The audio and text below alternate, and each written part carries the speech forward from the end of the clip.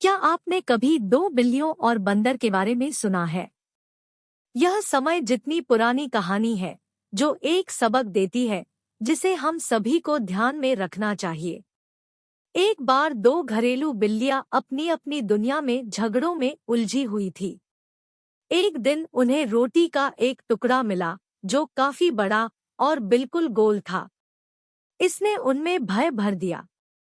रोटी के इस टुकड़े को उन्होंने दो भागों में बांट दिया, लेकिन इसे कैसे बांटेंगे, इसका उन्हें कोई अंदाजा नहीं था। कौन बड़ा लेगा, कौन कम लेगा? इस प्रश्न ने एक भयानक गड़बड़ी पैदा कर दी। एक पेड़ पर बैठा एक वानर यह दृश्य देख रहा था। उसकी नजरें पुरस्कार पर थी और उसकी नजर बहुत उत्सुक थी।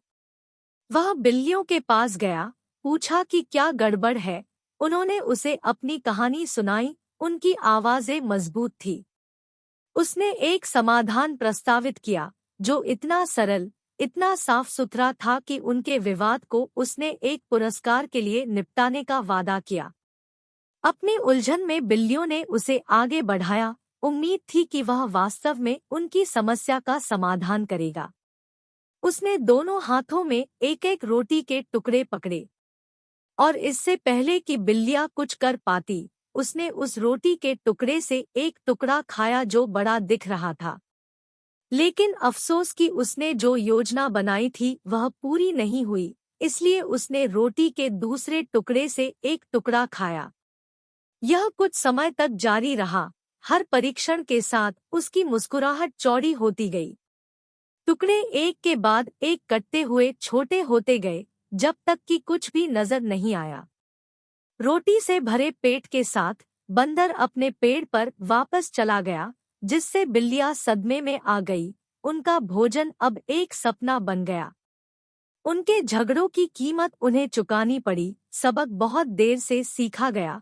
उनकी भूख उनके दुर्भाग्यपूर्ण भाग्य की याद दिलाती है। और इसलिए दो बिल्लियों और बंदर की कहानी एक ऐसे सबक के साथ समाप्त होती है, जो इतना अजीब नहीं है। अतिरिक्त कुछ पाने के लिए हमारे संघर्ष में हम अक्सर दृष्टि खो देते हैं, और जो वास्तव में सही था उसे खो देते हैं। यह कहानी अपने मजाकिया अंदाज में हमें याद दिलाती है कि लालच को हमें भटकने न दे, क्योंकि अंत में यह इस बारे में नहीं है कि बड़ा हिस्सा किसे मिलता है, बल्कि यह साझा करने और शांति पाने के बारे में है। मेरे दोस्तों, इस सीख को याद रखें जैसे ही आप अपना दिन बिताते हैं। उन बिल्लियों की तरह मत बनो जो अपना रास्ता भटक गई। दयालुता के साथ साझा करें, अनुग्रह के साथ जिएं, और आपको हर जगह खुशी मिलेगी।